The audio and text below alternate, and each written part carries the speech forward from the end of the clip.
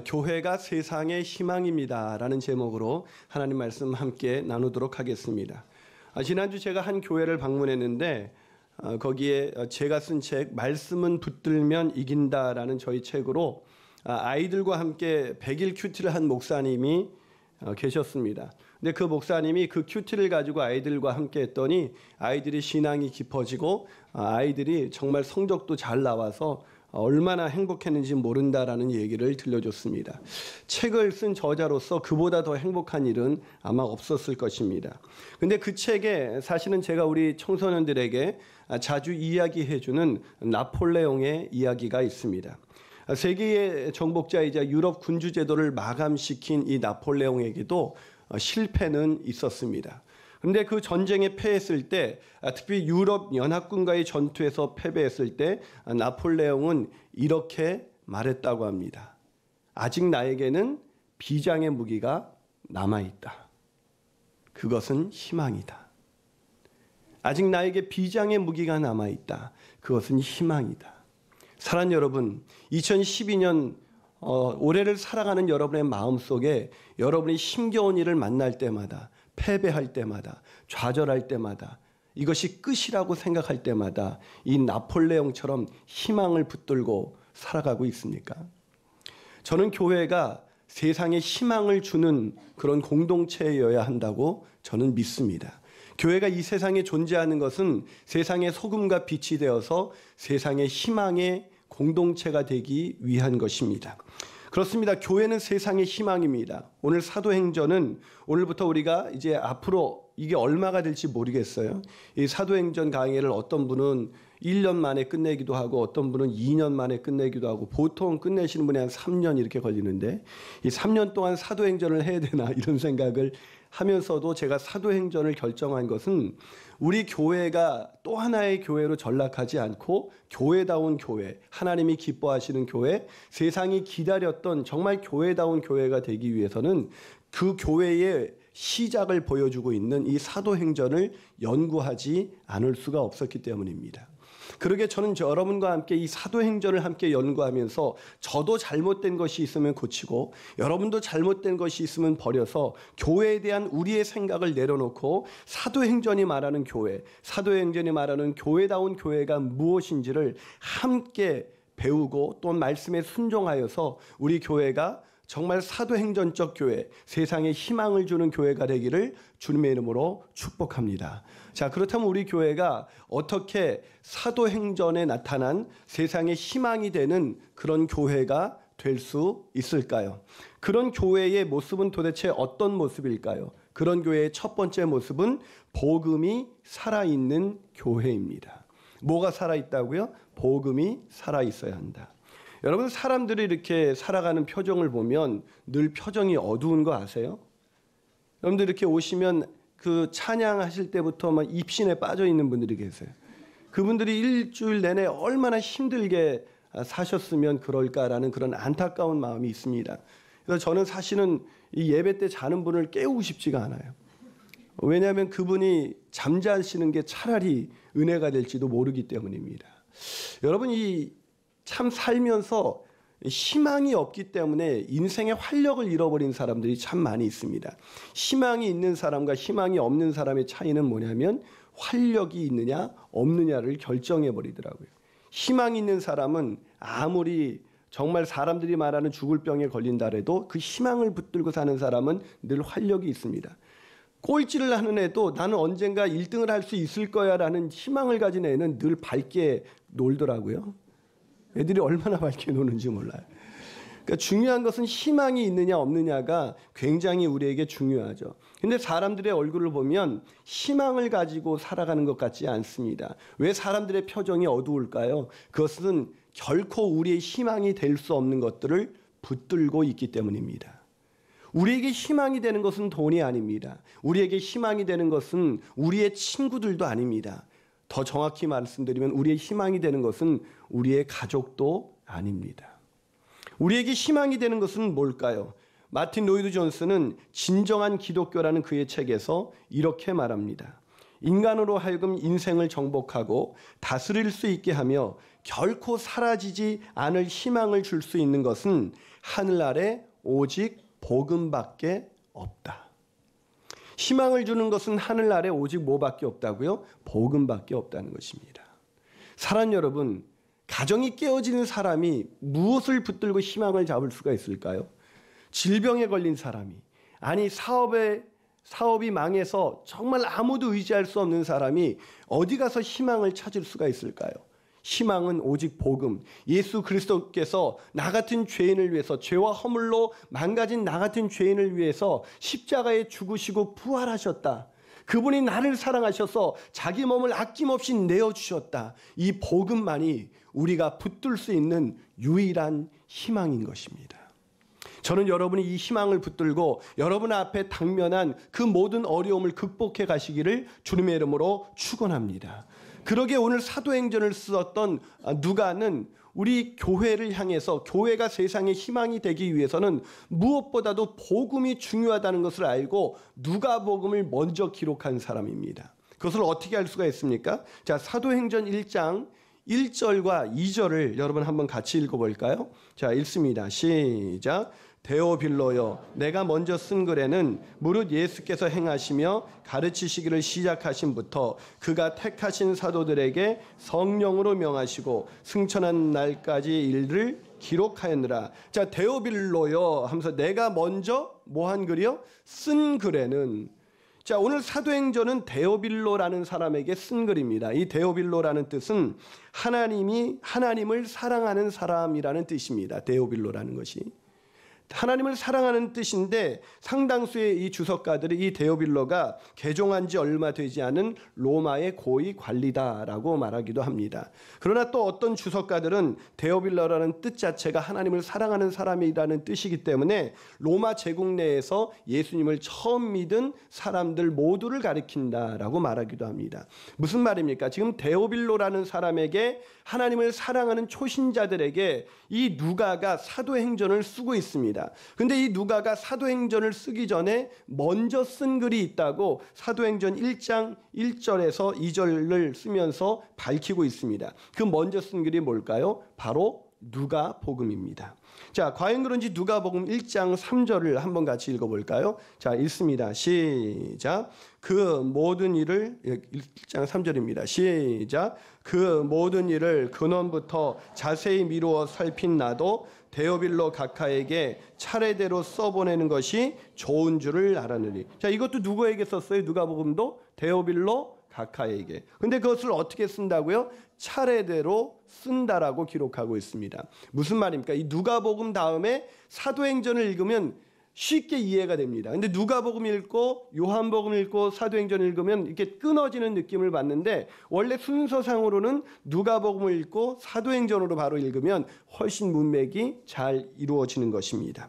무슨 말입니까? 누가가 이 사도행전, 교회란 무엇인가, 교회가 어떻게 세상이 희망이 되는 그런 놀라운 교회가 되었는가, 그 이야기를 하기 전에 먼저 복음을 기록했다는 것입니다. 무슨 말입니까?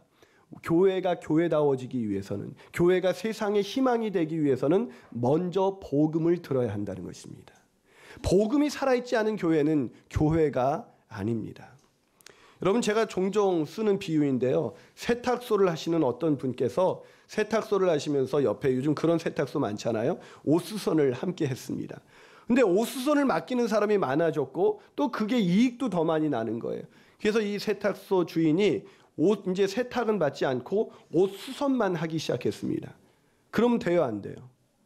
안 될 게 뭐가 있습니까? 주인 마음이죠. 왜 안 된다고 그렇게 생각하시죠? 아니, 세탁소 하면서 그냥 옷 수선만 하겠다고 할 수도 있겠죠. 근데 뭐는 바꿔야 돼요? 이름은 바꿔야 합니다. 세탁소라는 이름을 옷 수선집으로 바꿔야겠죠. 무슨 말입니까? 어떤 이름이라는 것은 그 목적에 맞게 붙이는 것이죠. 교회라는 곳이 복음이 살아있지 않으면 이름을 바꿔야 합니다. 교회는 복음을 듣고 예수님을 믿은 사람들의 공동체입니다. 그런데 거기에 복음이 없다면, 거기 예수님께서 나를 위해서 십자가에서 죽으시고 부활하셨다는 이 복음이 없다면 그것은 교회가 아닙니다. 안타깝게도 제가 미국에 있을 때 이민교회를 가보면 몸살을 앓고 온갖 갈등과 세상의 희망이 되기는커녕 제가 한번 밴쿠버에 갔을 때 밴쿠버에 있는 그 유학생들을 위해서 제가 설교를 하러 간 적이 있습니다. 근데 저를 라이드하러 오신 그 집사님이 저에게 뭐라고 얘기하냐면 막 저를 다짜고짜 만나서 목사님 이럴 수가 있습니까? 그러는 거예요. 난 내가 뭘 또 잘못한 것도 없는데 이분이 왜 나한테 이러시나 해서 왜 그러시냐 그러니까 이 밴쿠버의 교회 90개가 다 분열돼 가지고 생겨난 교회라는 거예요. 그래서 교민사회에서 얼굴을 들고 다닐 수가 없다는 거예요. 참 그 얘기를 들으면서 마음이 참 아팠습니다. 물론 밴쿠버에 있는 모든 교회가 그럴 거라고 생각하지도 않고 그분이 좀 더 과장해서 말할 수 있겠지만은 중요한 것은 무엇입니까? 왜 이민교회에 정말 상당수 어려움을 겪고 있는 교회가, 갈등이 끊이지 않는 교회가 굉장히 많이 있습니다. 왜 그럴까요? 이 이민 가면 예수님을 믿고 나서 교회 가는 것이 아니라 교회 가서 예수님을 믿게 되는 것이 아니라 그냥 외로우니까 사람 만나기 좋아서 교회를 가다 보니까 그 교회에 복음이 빠져 있는 것입니다. 복음이 빠지면 교회는 교회가 아닙니다.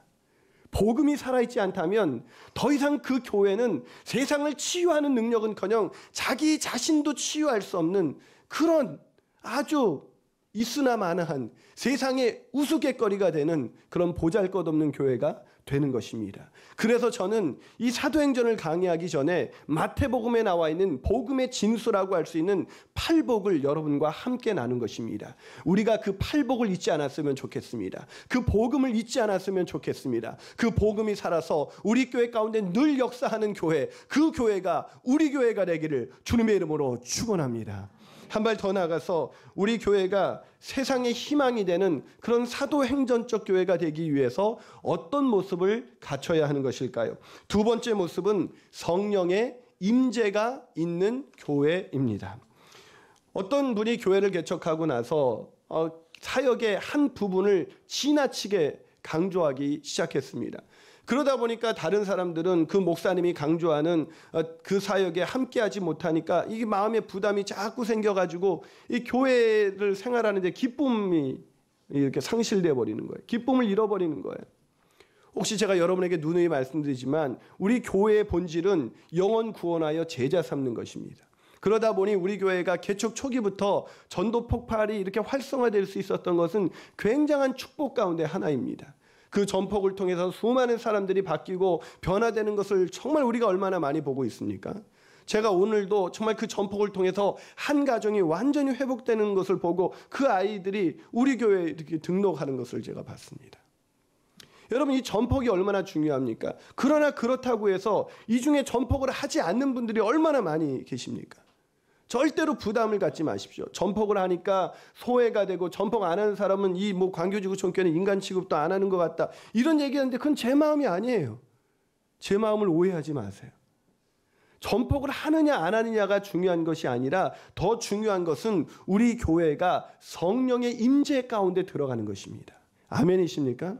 우리가 먼저 무슨 일을 하기보다 더 중요한 것은 우리가 하나님의 임재를 통해서 우리가 성령 충만해지는 것이 훨씬 더 중요한 거예요. 오늘날 교회가 문제가 자꾸 일어나는 이유가 무엇입니까? 그것은 교회가 성령 충만해지기 전에 일을 먼저 하기 때문입니다.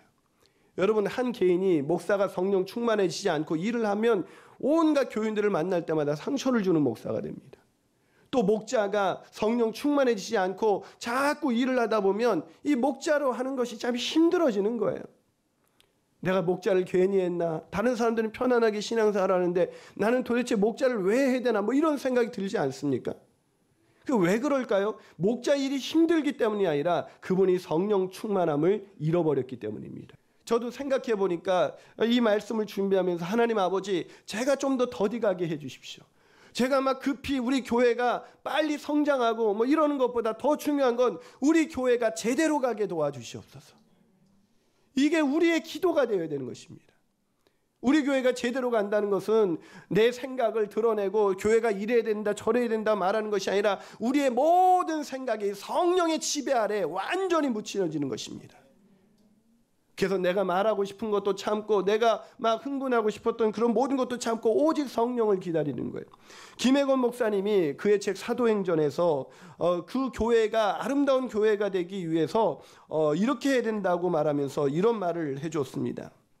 그리스도인은 아무리 급해도 도를 터득하지 못한 채 예루살렘을 떠나서는 안 된다. 예루살렘 성에 머물면서 자신의 옛 자랑과 처지가 십자가에 못 박히는 근본적인 개인 구원 경험을 거치지 않은 채로는 공동체적 하나님 나라 운동에 참여할 수가 없다. 이게 무슨 말입니까? 여기서 중요한 단어가 있어요. 자신의 옛 자랑과 처지가 십자가에 못 박히는 그런 개인 구원의 경험을 거치지 않고는 공동체적 하나님의 나라를 구현할 수가 없다. 내 자랑, 또 내 어려운 처지, 내가 어렵지만 한번 해야지, 이렇게 하면 안 된다는 거예요. 내가 어렵지만 교회를 위해서 또 김 목사를 위해서 저렇게 부탁하니까 한번 해봐야지, 이렇게 하면 그 공동체적 하나님 나라 운동에 참여할 수가 없다는 것입니다. 그러면서 그는 이렇게 말합니다. 아무리 민족 통일이라는 대의명분이 급하고 민주화 운동이 시급하고 공평과 정의 실현 과업이 급하다 할지라도 하나님 나라에 쓰임받기를 작정한 사람은 성령의 권능을 덧입기 전에는 예루살렘 성을 떠날 수 없다. 영적 수련과 전공 지식의 습득, 인격과 품성 단련, 공동체적인 생활 습관의 체득, 그리고 성령의 역사에 조율된 영성 함양이 바로 예루살렘 성에 머물면서 감당해야 할 우리의 과업들이다. 그래서 제가 제일 기대하는 게 있어요. 우리 성도님들에게 기대하는 것은 예배에 성공하라는 것입니다. 우리가 예배할 때 성령님 임하십니다. 아멘이십니까? 그렇기 때문에 보면 이렇게 수요 예배 나오시고 그 예배가 습관이 아니라 누구에게 보이기 위해서 나오는 것이 아니라 그 예배의 자리를 사모하고 나와서 정말 늘 말씀을 보고 찬양을 하고 하다 보면 그 마음이 성령 충만한 것으로 바뀌어지게 됩니다. 사랑하는 여러분, 성령 충만이 없이는 증인이 될 수가 없습니다. 이 사도행전 1장 4절이 없이는 사도행전 1장 8절이 일어나지 않습니다. 사랑하는 여러분, 우리 모두가 성령 충만한 그런 교인이 되시기를 주님의 이름으로 축원합니다. 마지막으로 세상의 희망이 되는 사도행전적 교회의 모습은 어떤 모습일까요? 그 세 번째 모습은 예수 그리스도의 증인이 되는 교회가 되는 것입니다. 예수 그리스도의 뭐가 된다고요? 증인이 되어야 한다는 것입니다. 자, 오늘 예수님께서 약속하신 성령을 기다리라고 말씀하셨죠. 왜 기다리라고 하셨죠? 성령이 오시면 우리에게 방언의 은사를 주시고 예언의 은사를 주시고 병 고치는 은사를 주시기 때문이라고 기록되어 있습니까? 아니요. 1장 8절을 한번 읽어볼까요? 있습니다. 시작. 오직 성령이 너희에게 임하시면 너희가 권능을 받고 예루살렘과 온 유대와 사마리아와 땅끝까지 이르러 내 증인이 되리라. 할렐루야. 자, 성령이 임하시면 뭐가 되라고요? 내 증인이 되리라는 것입니다. 성령이 역사하시는 것은 우리가 남들보다 더 신령하기 때문에 성령의 은사를 받아서 막 다른 사람들에게 방언하고 막 예언하고 막 병 고치는 이런 일을 하라는 것이 아니라 성령이 임하신, 물론 그런 은사를 주신 목적도 뭘까요? 바로 내 증인이 되게 하기 위해서 성령을 부어주신다는 것입니다. 사랑하는 여러분, 그렇습니다. 성령을 보내신 가장 중요한 목적은 방언하기 위함이 아니라 증인이 되게 하기 위함인 것입니다. 그러기에 마틴 로이드 존스는 진정한 기독교라는 그의 책에서 이렇게 이어서 말합니다. 오늘날 세상에서 가장 긴급한 일은 사람들에게 복음을 전하는 일입니다. 이것이 바로 교회의 역할입니다. 그러나 우리 모두가 아는 것처럼 가장 큰 비극은 복음이 무엇이고 교회가 무엇이고 그리스도인들이 해야 할 일이 무엇인가에 대한 극심한 혼란이 있다는 것입니다. 오늘날 교회가 세상에 소망이 되지 못하고 희망이 되지 못하는 그 결정적인 원인이 어디 있습니까? 복음이 무엇인지 모르고 교회가 무엇인지 저마다의 복음, 저마다의 교회관을 갖고 있지만 이 사도행전이 말하고 있는 교회, 이 교회로 돌아가지 않고 있다는 것입니다. 사도행전에 있는 이 사도행전은 철저하게 사도들이 그 복음을 듣고 증인이 된 그 증인의 역사였습니다. 사랑하는 여러분, 그래서 이 사도행전을 성년행전이라고 말하기도 하고 선교행전, 전도행전이라고 부르기도 합니다. 무슨 말입니까? 그분들이, 복음이 살아있는 그분들이 복음을 듣고 세상을 나가기 시작했을 때 세상이 요동하기 시작했고, 복음을 받아들이는 사람이 변하기 시작했고, 복음을 받아들이는 세상이 뒤집어지는 놀라운 역사가 일어났습니다. 그들이 들고 간 것은 카페가 아니었습니다. 스포츠 센터가 아니었습니다. 도서관이 아니었습니다. 구제하는 얼마의 돈이 아니었습니다. 그들은 은과 금은 내가 없거니와 내게 있는 건 내게 주느니 일어나 걸으라, 복음을 전했던 것입니다. 사랑하는 여러분, 오늘날 교회가 세상의 소망이 되지 못한 것은 이 복음을 잃어버렸기 때문입니다. 이 복음에 감격이 없습니다. 예수님의 십자가를 찬양하면서 그 십자가가 내 삶 속에서 울려 퍼지지 않고 있습니다.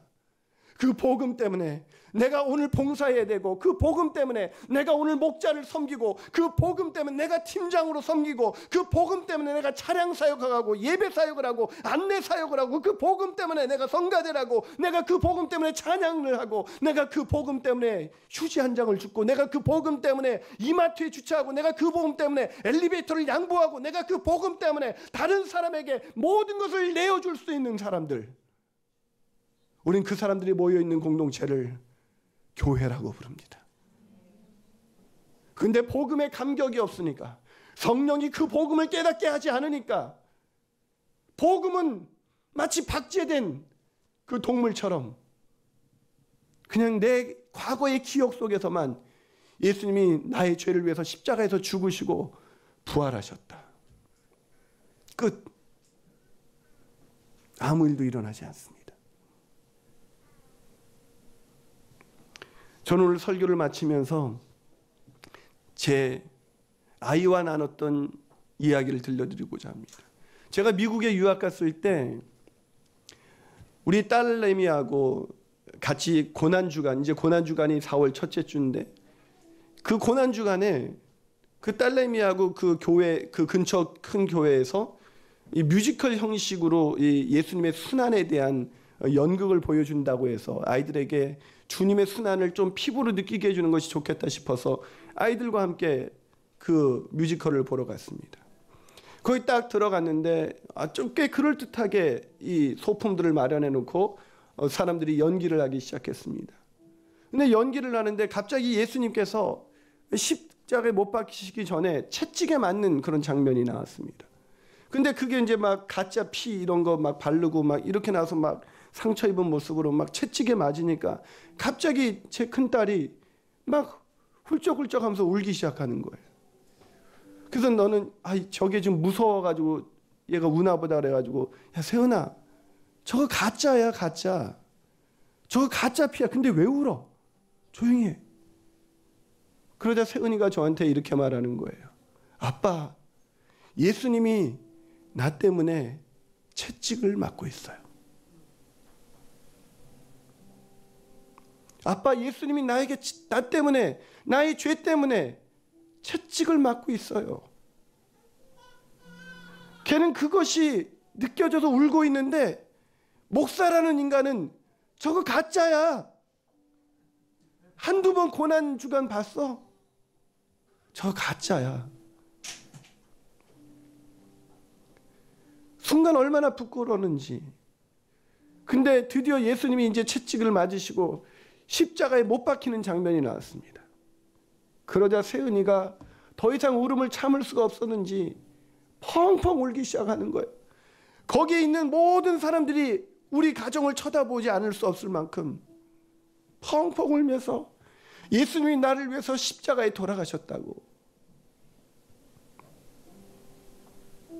그게 성령의 임재, 성령의 임재 속에서 복음이 살아있는 아이의 반응입니다.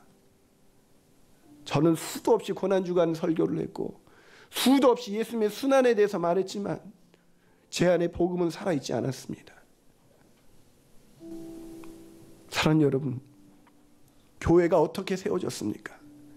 주님의 십자가, 그 주님의 십자가로 복음이 들려졌고 교회가 세워졌습니다. 교회는 그 복음의 증인들이 모여있는 공동체, 그게 교회입니다.